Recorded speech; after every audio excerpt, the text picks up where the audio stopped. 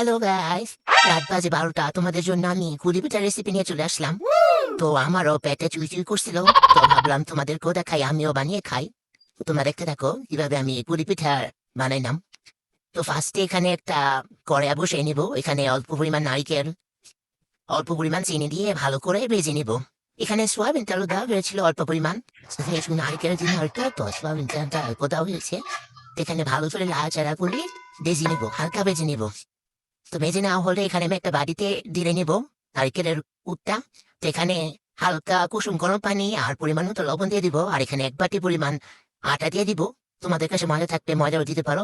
তো এগুলো ভালো করে গরম থাকতে মতে নিব, নাহলে গরম থাকতে যদি না মতো তাহলে মতে হবে না। তো এখানে ভালো করে মতে নিব। মতে নেওয়া হয়ে গেলে ছোট ছোট করে গুলা করে নেব। তো এখানে আমি রুটিগুলো বেড়ে নিয়েছি। দেখতে পাচ্ছো, তোমাদের সুবিধার জন্য আমি খেয়ে দিলাম কিভাবে আমি রুটিগুলো বেড়েছি। বেশি পাতলাও না, এত একটা মোটাও না। তো এখানে আমি একটা ছোট একটা মোটকা নিয়ে নেবো গোল। তো শেপ দেওয়ার জন্য গোল। তো এখানে ভালো করে যাতে দিয়ে এই গোল শেপটা করে নিব পিঠার জন্য। তো দেখো এখানে যে পিঠার জন্য যে পুরটা তৈরি করেছিলাম এটা দিয়ে দিব অল্প পরিমাণে।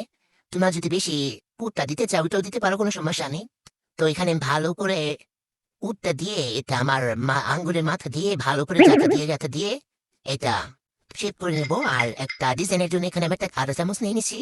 তো কাঁটা চামচ দিয়ে ডিজাইন করে নেবো। তোমরা তোমাদের মতন ডিজাইন করতে পারো, কোনো সমস্যা নেই। যেহেতু আমি রাত্রে খাচ্ছি, সামনে যেটা পাইছি ওটা দিয়ে বানাইছি আর কি। তোমরা কেউ মাইন্ড করো না, ওকে? তো এরকম ভাবে বানিয়ে নেবে। তো এখানে আমি একটা গরম তেলে ছেড়ে দিব, পিঠাগুলো ভেজে নিব। তো দেখো কিরকম হয়েছে, যখন হালকা ব্রাউন কালার চলে আসবে এগুলো উল্টে পাল্টে ভেজে নামিয়ে নেবে। তো দেখো কতটা সুন্দর হয়েছে, দেখো তোমাদেরকে ভেঙে দেখালাম। অবশ্যই এটা তোমার বাসায় ট্রাই করবা, আর আমার টিকটকে ফলো করে দিবা। আল্লাহ হাফেজ।